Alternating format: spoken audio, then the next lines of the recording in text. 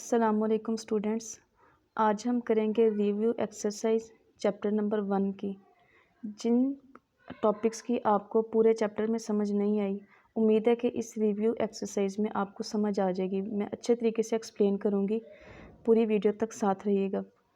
Question number 1 हमारे पास है, list the elements of the following sets. आपको कुछ सेट्स दिए हुए हैं जिनकी आपने लिस्ट तैयार करनी है।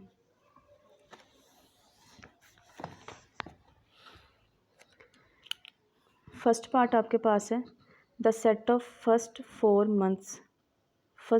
मंथ्स का सेट।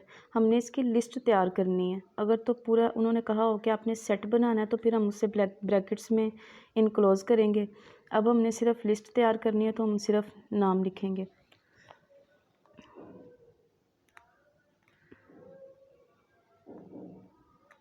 जनवरी,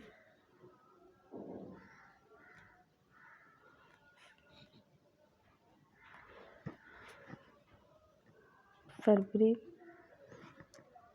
मार्च और अप्रैल। अब हमने सिर्फ लिस्ट तैयार करनी थी, इसलिए हमने इन नामों को सिर्फ लिखा है, लेकिन सेट में नहीं भी लिखा, क्योंकि अगर तो सेट का कहते तो फिर हम इन्हें ब्रैकेट्स में इनक्लोज कर देते, वरना ये लिस्ट ही हमने तैयार करनी है। सेकंड पार्ट हमारे पास है the set of last 6 capital letters. Set of last 6 capital letters वो कौन से होंगे हमारे पास? U, V, W, X, Y और जेड। थर्ड पार्ट हमारे पास है the set of 5 odd numbers. तो वो हम 1 से स्टार्ट कर लेते हैं। 1, 3, 5, 7 और 9। ऑड नंबर्स वो नंबर्स होते हैं जो 2 के टेबल पे डिवाइड नहीं होते, मतलब वो जोड़ों की फॉर्म में नहीं होते। जैसे 1 है, 3, 5, 7 और 9। ऑड नंबर्स जोड़ों की फॉर्म में नहीं होते। The set of 4 colours, 4 colours का सेट। रेड, ब्लैक, ब्लू और वाइट। आगे इसका फिफ्थ पार्ट है the set of 3 planets in the solar system. तो हम लिखते हैं सन, मून और अर्थ। ये था हमारे पास क्वेश्चन नंबर 1। अब हम चलते हैं क्वेश्चन नंबर 2 की जानिब, जो हमारे पास है right the reason why following collections are not sets. आपके पास कुछ सेट्स दिए हुए हैं, उनमें आपने बताना है कि किस रीज़न की वजह से ये सेट नहीं है। तो जो फर्स्ट पार्ट इसका 1, 1, 2, 2, 3, 3। क्वेश्चन जो है उन्होंने बोला हुआ है कि आपको सेट कुछ दिए हुए हैं, उनमें आपने बताना है कि ये किस रीज़न की वजह से सेट नहीं है। पहले उन्होंने बता दिया कि ये सेट नहीं है, लेकिन हमने रीज़न बतानी है कि किस रीज़न की वजह से ये सेट नहीं है। अच्छा, फर्स्ट पार्ट में भी जो एलिमेंट्स है वो रिपीट हो रहे हैं, जबकि सेट की जो सेकंड कंडीशन है उसमें ये है कि सेट के जो एलिमेंट्स होंगे वो डिस्टिंक्ट होंगे, अलग-अलग होंगे। ठीक है, तो ये सेट की सेकंड प्रॉपर्टी पे पूरा नहीं उतर रहा, इसलिए ये हमारे पास सेट नहीं है। सेकंड पार्ट जो हमारे पास है उसमें भी यही सीन चल रहा है, बी ओ ओ के, ओ 2 दफ़ा आ गया। थर्ड पार्ट में ये जो ट्रायंगल हमारे पास है ये 2 दफ़ा आई है, सर्कल 1 दफ़ा है और ये मुस्ततील रेक्टेंगुलर भी हमारे पास 1 दफ़ा है, लेकिन ट्रायंगल हमारे पास 2 दफ़ा है। तो हम क्या लिखेंगे, ये तीनों सेट्स में सेम जो है ना रीज़न है कि डिस्टिंक्ट नहीं है सेट्स, सेट की दूसरी प्रॉपर्टी में ये पूरा नहीं उतर रहा। तो हम लिखेंगे these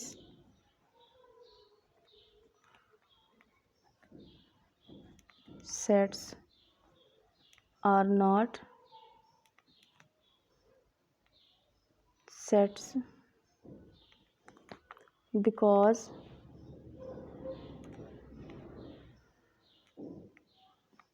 they are not distinct. Set की दो प्रॉपर्टीज़ थी, एक प्रॉपर्टी थी वेल डिफाइंड और दूसरी प्रॉपर्टी थी डिस्टिंक्ट, जिनमें से एक प्रॉपर्टी पे ये पूरा नहीं उतर रहे, मतलब डिस्टिंक्ट नहीं है, इसलिए ये हमारे पास सेट नहीं है। अब फोर्थ पार्ट हमारे पास है the collection of dirty clothes. The collection of dirty clothes, अब ये भी हमारे पास वेल डिफाइंड नहीं है। डर्टी क्लॉथ्स, ये जो वर्ड है हमारे पास वेल डिफाइंड नहीं है, क्योंकि कुछ कपड़े जो हैं वो हो सकता है हमारे लिए जो है वो गंदे हों, लेकिन दूसरों के लिए वो गंदे ना हों। पता नहीं उन्होंने गंदे किस सेंस में कहा हुआ है, तो ये हमारे पास वेल डिफाइंड नहीं है। द कलेक्शन, सेकंड पार्ट इसका मतलब फिफ्थ पार्ट है the collection of fat boy in a school. किसी भी स्कूल में जो मोटे लड़कों का सेट है, कलेक्शन है, तो ये भी वेल डिफाइंड नहीं है, इसलिए ये सेट नहीं है। हम लिखेंगे it is not set, it is not set because it is not well defined. दो ही प्रॉपर्टीज़ हैं सेट को जो प्रूव करने के लिए, एक वेल डिफाइंड है और दूसरी हमारे पास डिस्टिंक्ट है। ये जो तीन क्वेश्चन हैं ये डिस्टिंक्ट थे, डिस्टिंक्ट नहीं थे, इसलिए ये सेट नहीं है, और ये जो दो सेट है ये हमारे पास वेल डिफाइंड नहीं थे, इसलिए ये सेट नहीं है। ठीक है, अब चलते हैं हम क्वेश्चन नंबर 3 की तरफ।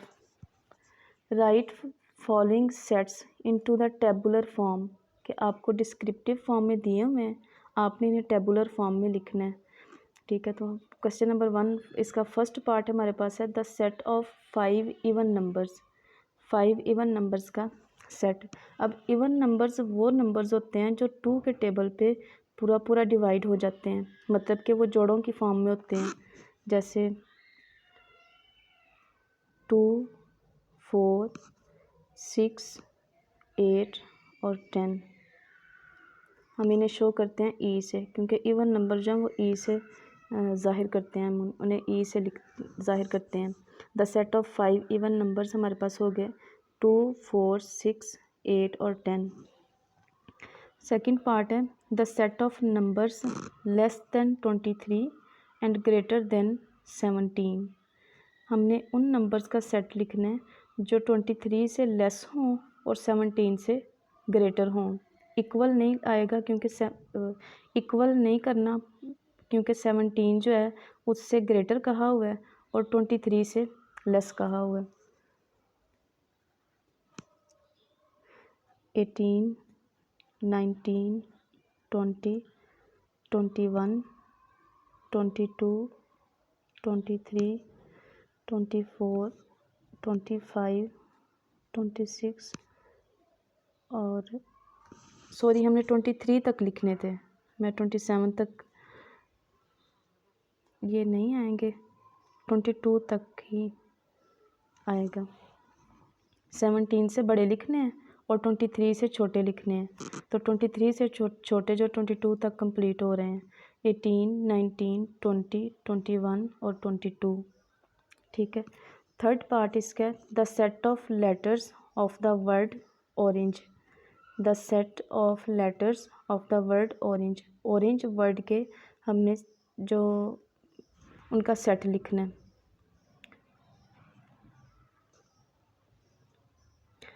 ORANGE,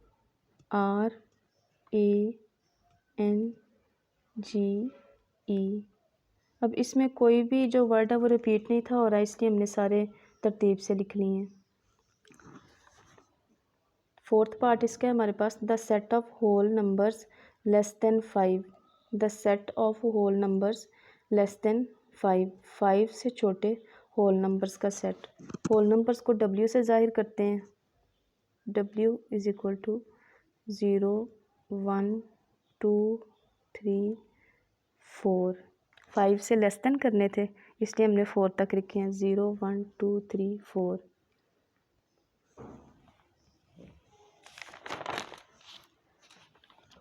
आगे question number 4, separate finite, infinite and empty set.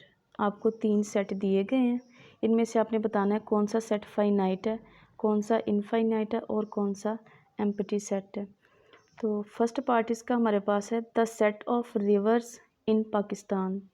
Set of rivers in Pakistan, तो पाकिस्तान में जितने भी दरियाओं का सेट है वो गिनती में आ सकता है, तो ये इसलिए ये हमारे पास है फाइनाइट सेट। हम इसे लिखेंगे it is finite set. Second part इसका है द सेट बी हमारे पास है the set of all natural numbers. तो नेचुरल नंबर्स जो हैं वो काउंटेबल नहीं है, इनकी कोई भी लिमिट नहीं है हमारे पास, 1 2 3 अप टू सो ऑन, तो इसलिए ये हमारे पास है इनफाइनाइट। ये सेट हमारे पास है infinite set. It is infinite set. Third part हमारे पास है C is equal to the set of numbers, number of people on the moon. चाँद पर लोगों का जो सेट आपने लिखना है, तो चाँद पर लोग नहीं रहते, तो ये हमारे पास आ गया 5, मतलब खाली सेट है हमारे पास ये। अगर चाँद पर कोई लोग रहते होते तो फिर ये काउंटेबल होता या नॉट फाइनाइट होता या इनफाइनाइट होता। अब रहते नहीं है तो इसका मतलब है ये हमारे पास है खाली सेट। इसे हम 5 से भी शो कर सकते हैं और खाली ब्रैकेट्स लिख के भी ज़ाहिर कर सकते हैं। आगे आ रहा है हमारे पास question number 5, separate equivalent and non equivalent pair of sets. ये हम बुक से थोड़ा सा देख लेते हैं। क्वेश्चन नंबर 5 है हमारे पास separate equivalent and non equivalent pair of sets. अब इक्विवेलेंट सेट्स वो होते हैं कि दोनों सेट्स जो है ना उनके नंबर्स सेम होने चाहिए, एलिमेंट्स सेम हों चाहे ना हो, लेकिन नंबर्स उनके सेम होने चाहिए। मतलब दोनों सेट्स में जो तादाद है एलिमेंट्स की वो सेम होनी चाहिए। फर्स्ट पार्ट इसका है सेट ए हमारे पास है 1 3 5 और सेट बी हमारे पास है 2 4 6। एक में भी मतलब सेट ए में भी 3 नंबर्स हैं और सेट बी में भी 3 नंबर्स हैं। इसका मतलब है सेट जो फर्स्ट पार्ट है हमारे पास वो इक्विवेलेंट सेट्स हैं। इसी तरह सेकंड पार्ट हमारे पास है C is equal to C set हमारे पास है KING और डी सेट हमारे पास है ALM। दोनों में जो है ना नंबर्स सेम नहीं है, एक में 4 नंबर्स हैं और दूसरे में 3 नंबर्स हैं, तो ये हमारे पास होगा non equivalent set. Question number 3 मतलब इसका थर्ड पार्ट हमारे पास है E is equal to the set of 5 whole numbers, the set of 5 whole numbers, और F हमारे पास है the set of vowels in English alphabet. ये 5 होल नंबर्स हैं। अब जो 5 होल नंबर्स हैं हम इसे लिख के जो है ना एक्सप्लेन करते हैं। The set of 5 whole numbers हमारे पास होगा 0 1 2 3 4 और वॉवल्स का जो सेट है वो हमारे पास है AEIOU।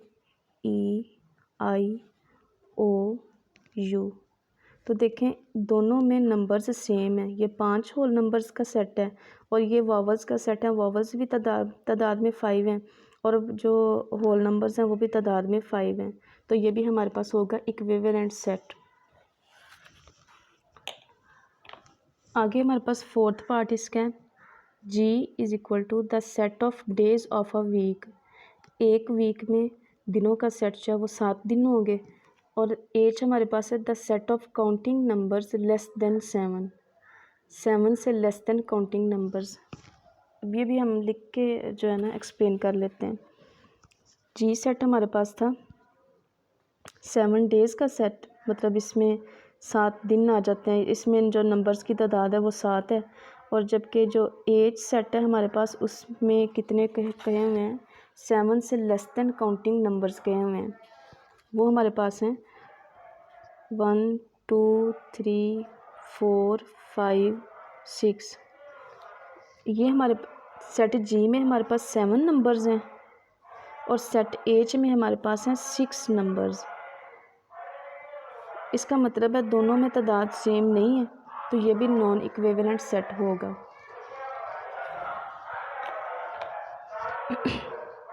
जी सेट जो है इसमें उन्होंने कहा हुआ है कि the set of days of a week, मतलब एक वीक में दिनों का सेट ये, और the set of counting numbers less than 7, ये 7 से छोटे काउंटिंग नंबर्स का सेट है। दोनों की तादाद सेम नहीं है, इसलिए ये हमारे पास नॉन इक्विवेलेंट सेट है। आगे हमारे पास है question number 6, fill in the blanks in the following pairs of sets to make them equal. कुछ आपको सेट्स दिए हुए हैं, इन्हें आपने इक्वल करने के लिए जो वर्ड्स मिस हैं वो आपने लिखने हैं। इसमें EARTH है, यहाँ TRH और 2 डैश हैं। उसमें आएगा, एक जगह पे हम E लिख लेते हैं और एक पे A।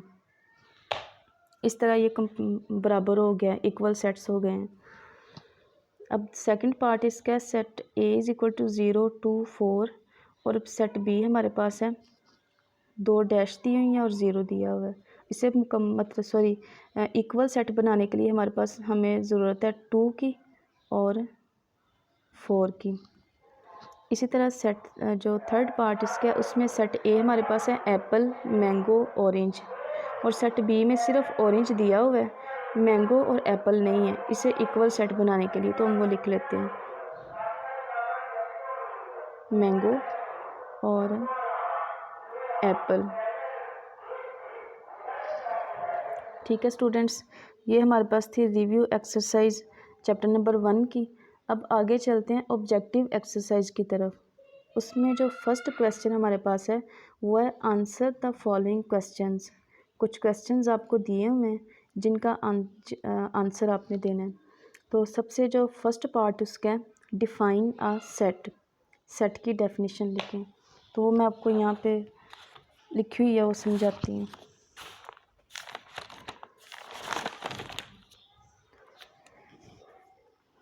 फर्स्ट पार्ट है हमारे पास define a set, a well defined collection of distinct objects is known as set.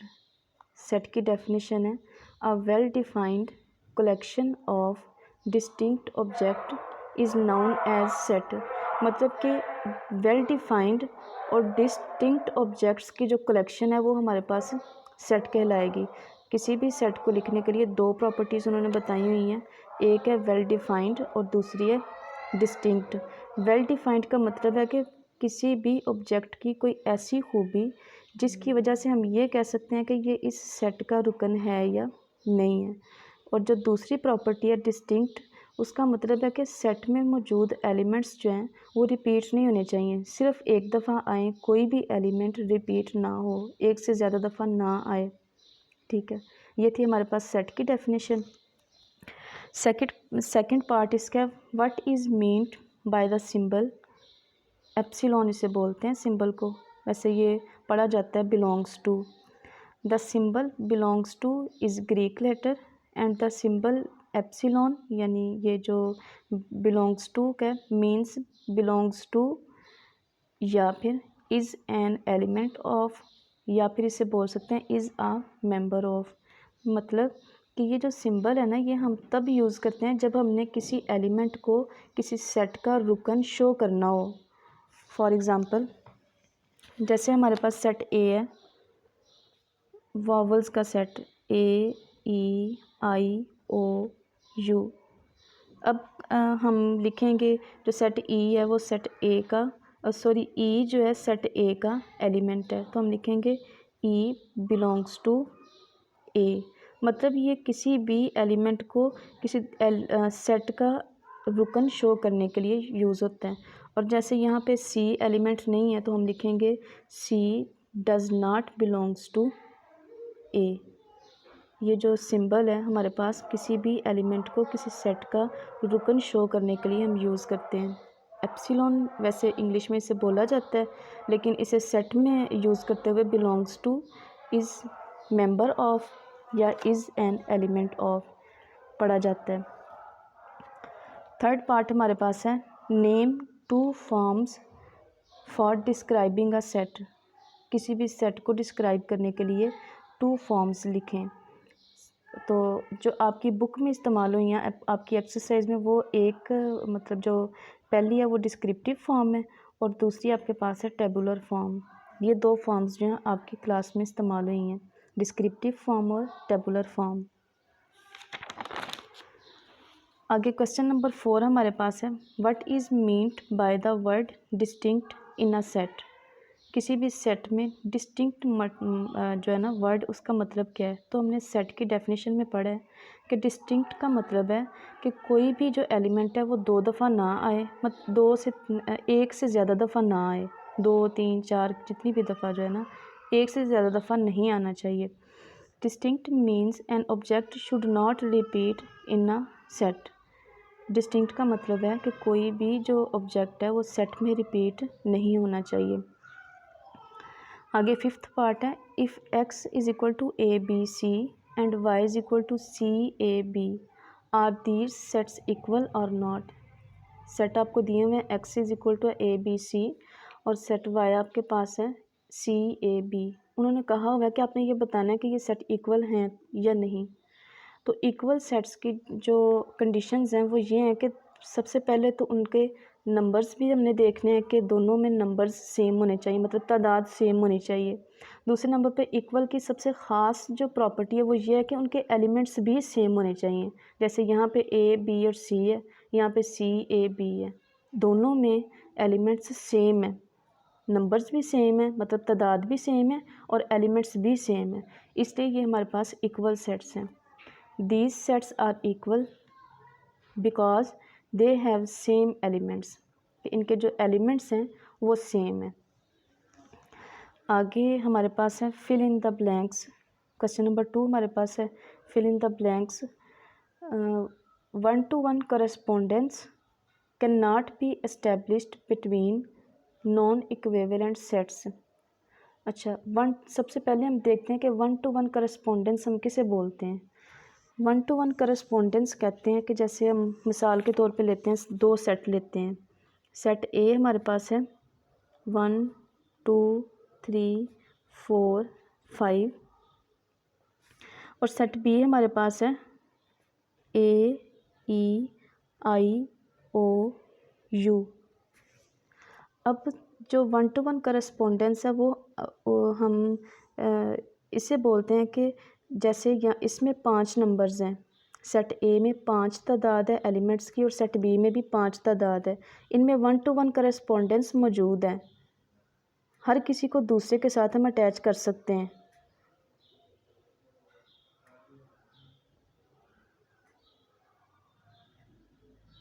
ये हमारे पास होती है 1-to-1 करस्पोंडेंस और ये कंडीशन दी जाती है इक्विवेलेंट सेट्स में कि इनमें 1-to-1 करस्पोंडेंस मौजूद होनी चाहिए। तो इसका मतलब है ये इक्विवेलेंट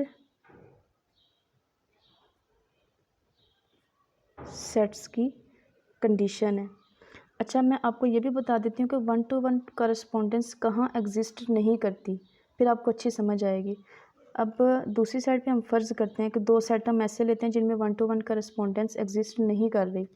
सेट ए उसमें लेते हैं हम 2 4 6 और सेट बी हम लेते हैं 2 4 6 8। अब देखें इसमें जो सेट ए हमारे पास है उसमें 3 एलिमेंट्स हैं और सेट बी में हमारे पास 4 एलिमेंट्स है। इसमें 1-to-1 करस्पोंडेंस एग्जिस्ट नहीं कर रही क्योंकि हर एलिमेंट जो है वो दूसरे के साथ करस्पोंड नहीं कर सकता, दूसरे के साथ अटैच नहीं हो सकता। 3 एलिमेंट्स अटैच होंगे लेकिन सेट बी में एक ऐसा एलिमेंट मौजूद है जो सेट ए में कहीं भी अटैच नहीं हो सकता। अगर तो सेट बी का जो चौथा एलिमेंट है वो भी अटैच हो जाता फिर तो ये 1-to-1 करस्पोंडेंस होनी थी, लेकिन अब यहाँ पे ये एग्जिस्ट नहीं कर रहा। तो इसका मतलब है कि यहाँ पे 1-to-1 करस्पोंडेंस जब एग्जिस्ट नहीं कर रही तो ये हमारे पास होता है नॉन इक्विवेलेंट सेट्स में। नॉन इक्विवेलेंट सेट्स में जो इक्विवेलेंट सेट्स हैं उनमें 1 to 1 करस्पॉन्डेंस जो वो एग्जिस्ट करती है। नॉन इक्विवेलेंट सेट्स में 1 to 1 करस्पॉन्डेंस एग्जिस्ट नहीं करती। इसीलिए जो इसका फर्स्ट पार्ट है उसका आंसर हमारे पास आएगा equivalent sets. Sorry, can not भी उन्होंने कहा हुआ है, 1 to 1 correspondence can not be established between non equivalent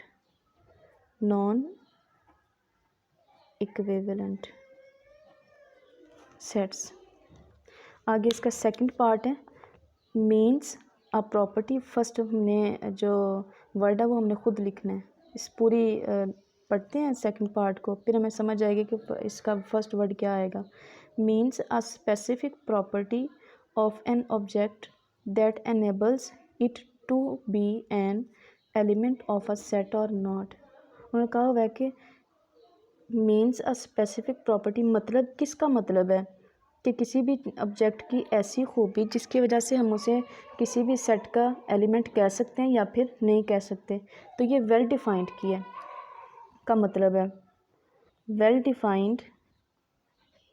आपने सेट की डेफिनेशन सीखी है, उसमें ये जो दो प्रॉपर्टीज़ बताई हुई थी ना सेट की, वेल डिफाइंड और डिस्टिंक्ट, उनमें से well defined means a specific property of an object that enables it to be an element of a set और नॉट। आप इस पूरे जो हमारे पास सेकंड पार्ट है इसे वेल डिफाइंड की डेफिनेशन के तौर पे भी याद कर सकते हैं।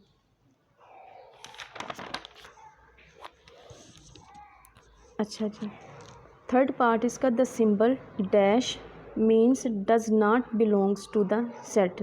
कि हम डज नॉट बिलोंग्स टू के लिए सेट के लिए हम कौन सा सिंबल यूज़ करते हैं, तो वो सिंबल है एप्सिलॉन। लिख के उसको नॉट में क्रॉस कर देंगे। ये हमारे पास जो है डज नॉट बिलोंग्स टू का सिंबल है। फोर्थ पार्ट इसका हमारे पास है dash set is also known as null set. तो नल सेट जब वो एम्प्टी सेट को भी बोलते हैं, तो इसलिए यहाँ पे हमारे पास आएगा एम्प्टी सेट। इसका फिफ्थ पार्ट है द सिंबल डैश, सॉरी ये सिंबल दिया हुआ है, is used for two non equivalent sets. Equivalent sets के लिए हम सिंबल यूज़ करते हैं ये वाला, और अगर इसी पे क्रॉस लगा दें तो ये हम यूज़ करेंगे नॉन इक्विवेलेंट सेट्स के लिए। Two non equivalent sets. अब क्वेश्चन नंबर 3 हमारे पास है टिक द करेक्ट आंसर्स। ये हम बुक से करते हैं, ज़्यादा अच्छे तरीके से क्लियर हो जाएगा।